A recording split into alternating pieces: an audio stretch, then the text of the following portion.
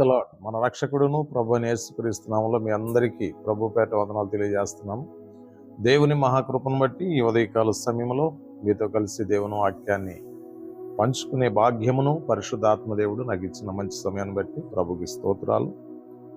ఈరోజు మత్తయి సువార్త నుండి 2వ అధ్యాయము 10-11 వచనాలు చదువుకుందాం. వారు ఆ నక్షత్రమును చూసి అత్యానందభరితులై ఇంటిలోనికి వచ్చి తల్లి అయిన మరియను ఆ శిశువును చూసి సాగిలపడి ఆయనను పూజించి తమ పెట్టెలు విప్పి బంగారమును సాంబ్రాణిని బోళమును కానుకలుగా ఆయనకు సమర్పించిరి.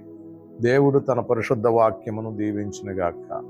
దేవుని బిడ్డలారా దయచేసి గమనించండి. దేవుని వాక్యం చెప్తా ఉంది కదా, జ్ఞానులు దేవుని వద్దకు రావటం ప్రారంభించారు.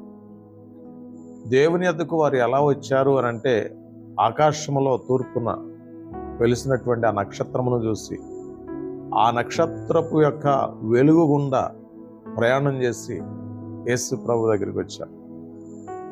ఆ జ్ఞానులు దేవుని బిడలారా ఆ నక్షత్రమును చూడటమే చాలా ఆనందం వచ్చింది వాళ్ళకి. అత్యానందభరితులైరి అని దేవుని వాక్యం అంటా ఉంది. ఆ నక్షత్రం, ఆ స్టార్ ఎవరి కోసం వెలిగించబడింది అనంటే, యేసు ప్రభు పుట్టడమే ఆ స్టారు ఆకాశములో వెలిగించబడింది. దేవుని బిడ్డలారా చూడండి, ఈరోజు చాలామంది స్టార్స్ అని చెప్పుకుంటూ ఉంటారు. మేము స్టార్స్ అని చెప్పుకుంటూ ఉంటాం. యేసు ప్రభు దగ్గర ఉన్నటువంటి ఆ స్టారు వెలుగుచున్నటువంటి నక్షత్రం. అది ఆరిపోయినటువంటి నక్షత్రం కాదు దేవుని బిడ్డలారా, వెలుగుచున్నటువంటి నక్షత్రం. ఆ స్టార్ వెలుగుతుంది కాబట్టి జ్ఞానులందరూ అత్యానందభరితులై యేసు ప్రభు ఉన్న చోటికి వచ్చి సాగిలిపడి ఆయనను పూజించినట్లు దేవుని వాక్యం చెప్తాం.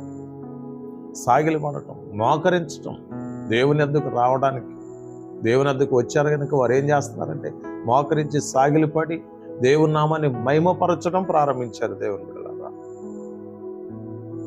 ఎంత గొప్ప విషయం ఒకసారి ఆలోచించండి. అంతేకాదు ఆయనను పూజించినట్లు దేవుని వాక్యం చెప్తా ఉంది. వాళ్ళు అత్యానందభరితులయ్యారు యేసు ప్రభు విషయంలో. నెక్స్ట్ ఆయన యొక్క సాగిలిపడినట్లు దేవుని వాక్యం అంటుంది. నెక్స్ట్ ఆయన దగ్గర వాళ్ళు ఏం చేస్తారంటే పూజించినట్లు దేవుని వాక్యం చెప్తా ఉంది. చూడండి, వారు జ్ఞానులు కాబట్టి దేవుని వద్దకు వచ్చినటువంటి వారు సంతోషంగా ఆనందంగా దేవుని వద్దకు వచ్చి దేవుని నామాన్ని మహిమపరచగలిగారు.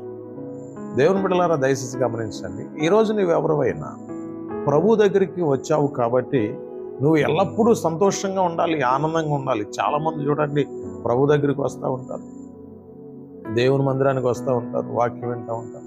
ఏదో పోగొట్టుకున్న వాళ్ళలాగా, ఏదో నష్టపోయినట్లుగా, ఏదో కోల్పోయినట్లుగా దిగులుగా నిరాశగా నిస్పృహగా జీవితాన్ని గడుపుతూ ఉంటారు.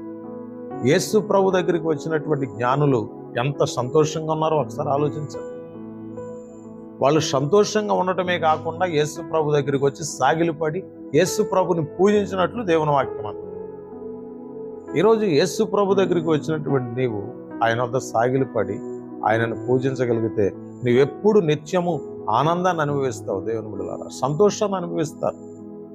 అంతేకాదు నిత్య జీవాన్ని కూడా అనుభవించేటువంటి అవకాశాన్ని పరిశుద్ధాత్మ దేవుడు నీకు అనుగ్రహిస్తాడు. ఈరోజు వాక్యం వింటున్నావు కదా, నీవును జ్ఞానుల వలె దేవుని వద్దకు రా. దేవుని వద్దకు రావాలంటే జ్ఞానులు ఎలా వచ్చారు తెలుసా? నక్షత్రము చూపించేటువంటి వెలుగు గుండా వారు ప్రయాణం చేసి దేవుని వద్దకు వచ్చారు. దేవుని వాక్యం అంటారు, నేనే మార్గమును, నేనే సత్యమును, నేనే జీవమును అని దేవుని వాక్యం అంటారు. దేవుని వద్దకు రా, ఖచ్చితంగా ప్రభు నిన్ను ఆశీర్వదించి ముందుకు నడిపిస్తాను. మీ అందరి కోసం నేను ప్రార్థన చేస్తాను. తలలో వంచండి. మహాపరిశుద్ధుడైన తండ్రి, మీకు స్తోత్రాలు, వందనాలయ్యా. ఎంతమంది అయితే ఈ ఉదయకాల సమయంలో ఈ వాక్య సందేశాన్ని వీక్షించున్నారో వారి కుటుంబాలన్నిటినీ మీరు దీవించండి. ప్రతి వారి అవసరతలు అక్రతలు యేసు నామములో తీర్చండి. ఎవరైనా అనారోగ్యంలో బలహీనతలో ఉంటే ప్రతి ఒక్కరిని స్వస్థపరచండి. నెమ్మదిని, శాంతిని, సమాధానమును ప్రతి ఒక్కరికి దయచేసి నడిపించి మహిమ, ఘనత, ప్రభావాలు మీరే పొందమని యేసు నామములో ప్రార్థిస్తున్నాం తండ్రి. ఆమేన్. God bless you all. ప్రభు మిమ్మల్ని దీవించును గాక. ఆమేన్.